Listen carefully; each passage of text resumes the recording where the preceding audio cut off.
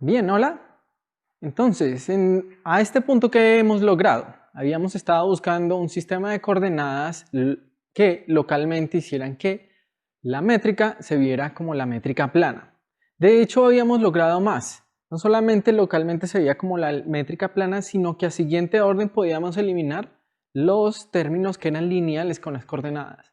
De tal manera que a este punto habíamos logrado que la métrica se viera así, en un sistema de coordenadas especiales que le llamábamos coordenadas locales planas. La pregunta ahora es, ¿será que podemos seguir? ¿Será que podemos eliminar también estos siguiente orden, el orden cuadrático? Y vamos a ver que no va a ser posible y podremos entonces asociar la curvatura a la información que esté contenida acá. Entonces les recuerdo cómo habíamos llegado hasta acá para ver cómo tenemos que proceder. ¿Qué habíamos hecho? Habíamos hecho un cambio de coordenadas y hecho una expansión alrededor del punto donde estábamos estudiando, que lo llamábamos P, y que estaba caracterizado porque nuestras coordenadas locales planas eran 0 en ese punto para esta expansión que estoy tomando. Habíamos utilizado el hecho que aquí había suficientes parámetros para hacer el primer término diagonal y normalizado a 1 de tal manera que se viera como la identidad. Entonces utilizamos los parámetros aquí para escribir este como diagonal igual a la identidad. Es más, teníamos suficientes parámetros para que nos quedaran algunos libres y esos libres iban a ser asociados con las rotaciones que no iban a cambiar la forma de la métrica euclídea. Después, en la término lineal, tomábamos los parámetros que estaban aquí y nos dábamos cuenta que aquí habían suficientes parámetros para eliminar el siguiente orden. Y los parámetros coincidían, o sea, teníamos suficiente y no nos sobraban. Ahora, ¿qué es lo que vamos a hacer? Tenemos unos siguientes parámetros que están aquí codificados en esta matriz, que vendría a ser como la tercera derivada de las coordenadas con respecto a las nuevas coordenadas. Y estas vendrían a encargarse de eliminar estos términos. Ahora, ¿cuántos parámetros hay aquí? Aquí lo que tenemos que darnos cuenta es que todos estos parámetros son simétricos y cada uno corre de 1 a d. O sea que estos van a contribuir con este número de libertad. Pero además tengo un mío aquí que corre de 1 a d, entonces tengo que multiplicarlo por este d. De tal manera que en esta matriz voy a tener todo este número de parámetros. ¿Listo? Y con esos tenemos que jugar para ver si podemos eliminarlos de acá. Ahora tengo que contar cuántos parámetros van a haber aquí para ver si puedo eliminar. Entonces, ¿cuántos parámetros van a haber? Simplemente lo escribo esquemáticamente, la expansión. Aquí me falta, entonces, algo así. Estamos hablando de una expansión en las coordenadas locales planas.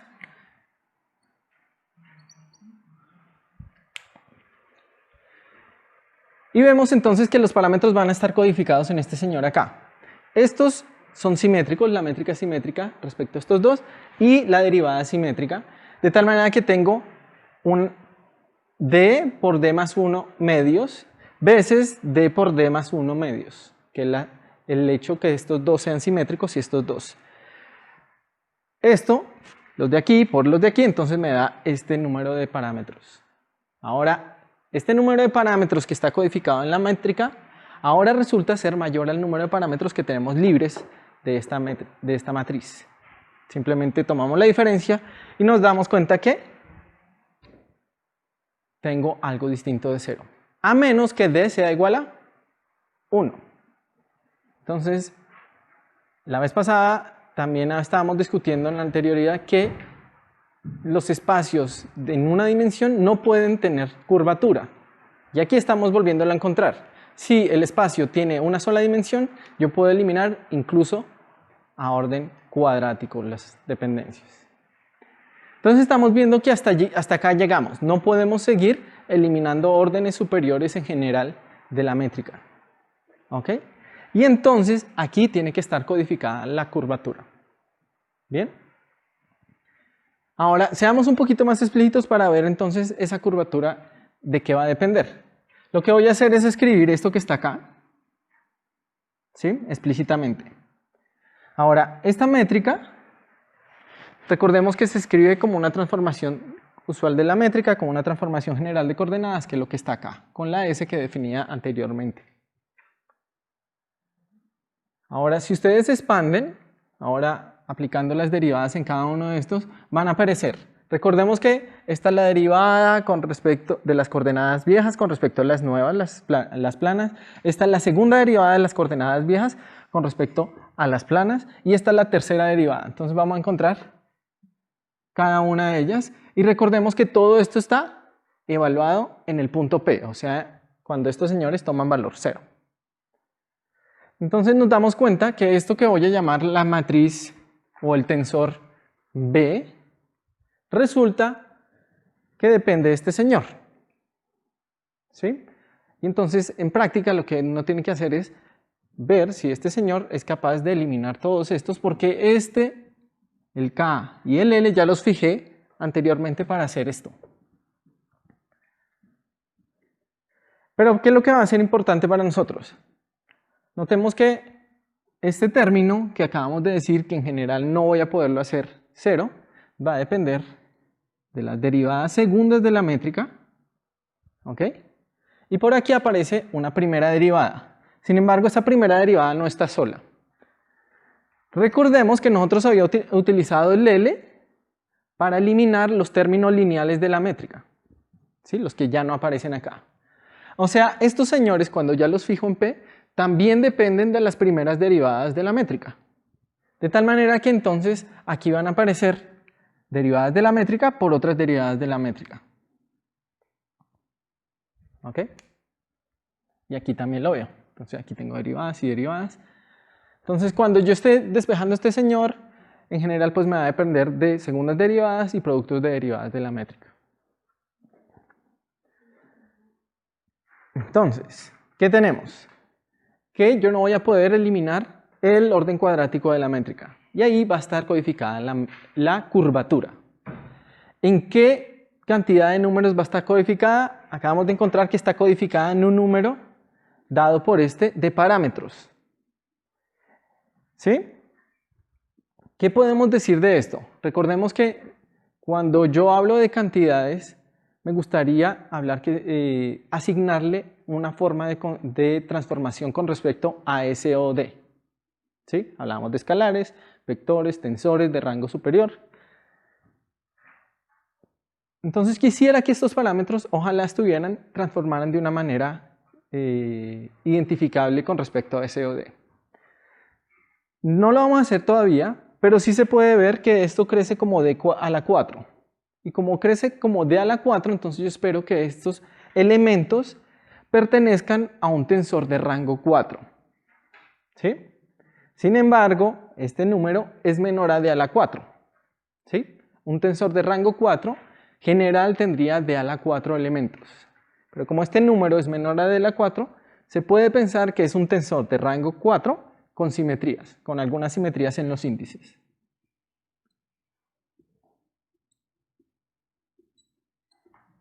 Y ese tensor de rango 4 con algunas simetrías en los índices es lo que en algún momento vamos a descubrir como el tensor de Riemann. Entonces tenemos una curvatura, sabemos que está codificada acá y que está codificada en estos señores, que va a estar codificada en un tensor de rango 4 y que ese tensor de rango 4 además va a depender de las segundas derivadas de la métrica, que es lo que acabé de decir aquí, y de sus primeras derivadas al cuadrado. Ahora, ¿qué más podemos extraer? En capítulos anteriores había dicho, no se confíen, viendo una métrica ustedes no pueden saber si el espacio es curvo o no. Pero sí podemos ver que de la métrica podemos extraer la curvatura. Eso es importante. ¿Listo? Bien, déjenme cerrar esta parte diciendo que hay un caso bien particular y es el caso dos-dimensional, que es el que hemos estado explorando más. Que es el caso que además Gauss estuvo estudiando. En el caso dos-dimensional, si ustedes reemplazan aquí, el número de parámetros que voy a tener va a ser 1. O sea, tengo solamente un parámetro. ¿Ok? Si vamos subiendo, si vamos subiendo en dimensiones, entonces la situación se va complicando. Por ejemplo, en d igual a 4, que es el que nos interesaría, por ejemplo, cuando estemos haciendo relatividad, vamos a tener 20 componentes y se va complicando la situación. Entonces vamos entendiendo por qué el espacio, la situación que estudió Gauss, pues era mucho más sencilla. Tengo solamente un número y es precisamente la curvatura de Gauss. ¿Sí? Ya con subir solamente una dimensión voy a tener muchos más parámetros, ¿cierto? Por ejemplo, con 3, entonces voy a tener aquí un 8 por 9 sobre 2, 6 creo.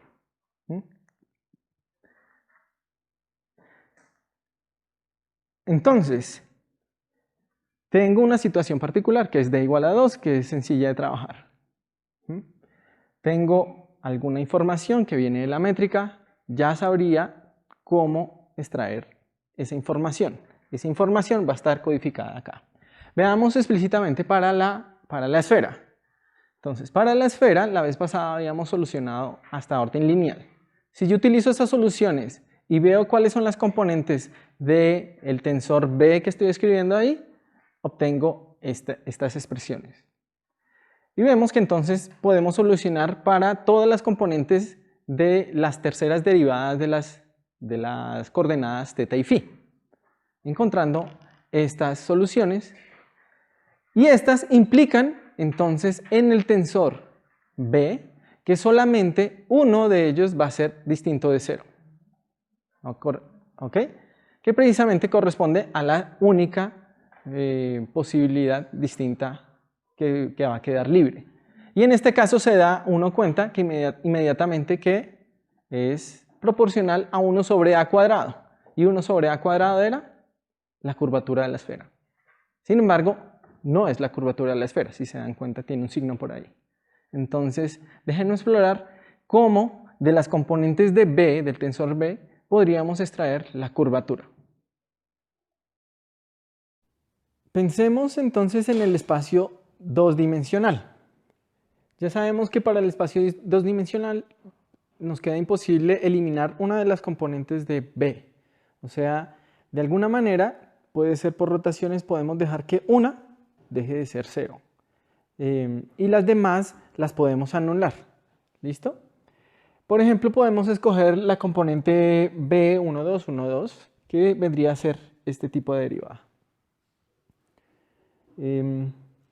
Ahora, no necesariamente este es el que va a quedar en la curvatura, porque acabé de mencionar que para poder obtener el número de componentes que habíamos dicho, tiene que haber una simetría en ese tensor de rango 4. De hecho, aquí estoy haciendo un poco de spoiler. Ese tensor tiene que ser simétrico cuando yo intercambio pares de índices. ¿Ok? Aquí no son precisamente estos índices, pero va a haber 4 índices y yo voy a poder intercambiar esos dos por pares y el tensor va a ser simétrico. Y además, cada par de índices tiene que ser antisimétrico entre ellos.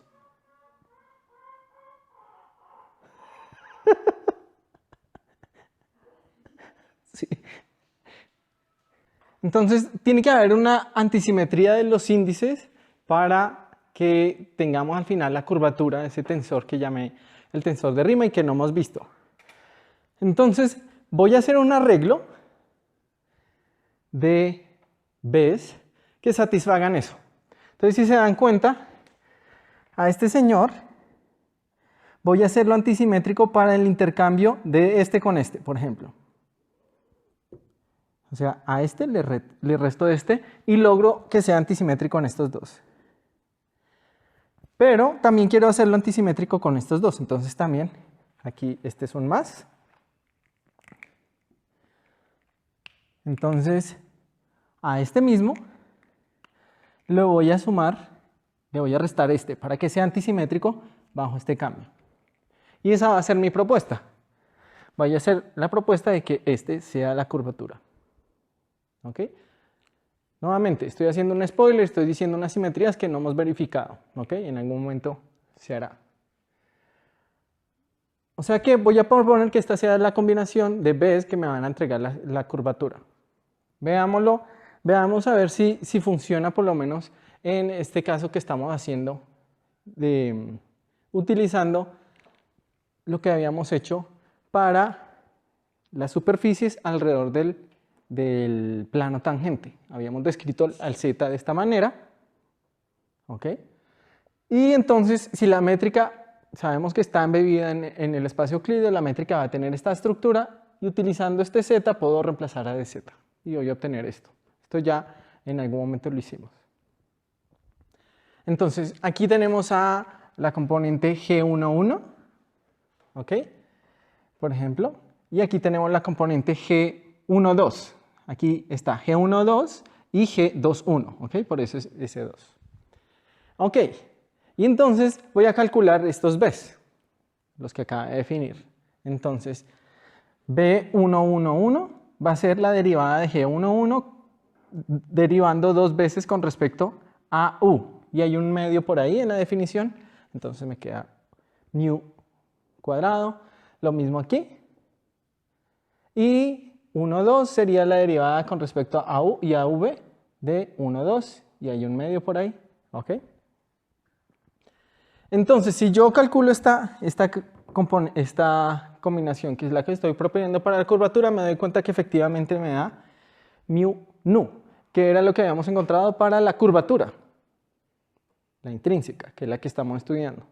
Entonces vemos que efectivamente este señor es buen candidato. Chequémoslo para otro caso.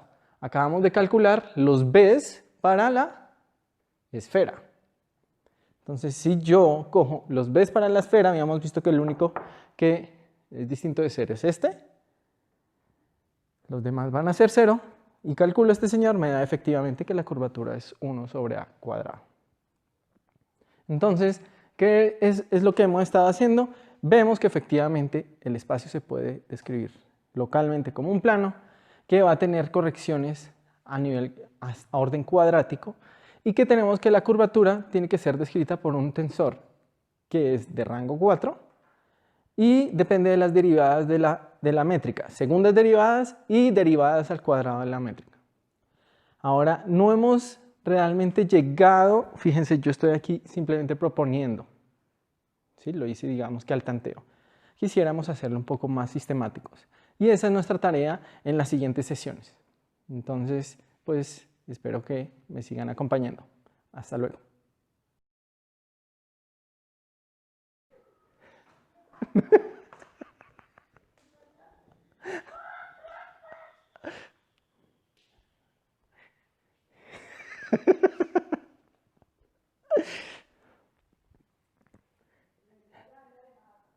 Entonces, cada par de índices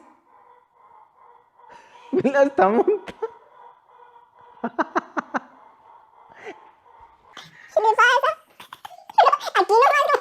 Voy a empezar a hablar.